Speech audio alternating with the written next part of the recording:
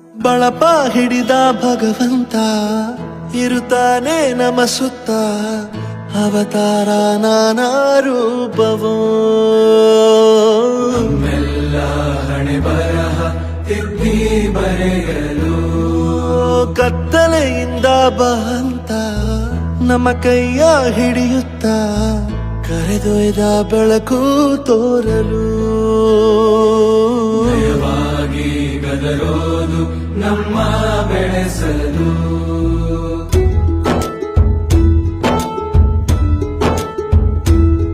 ಭಾಷೆ ಅಮೃತ ಕುಡಿಸೋ ತಾಯಾಗಿ ಭಾಷೆ ಅಮೃತ ಕುಡಿಸೋ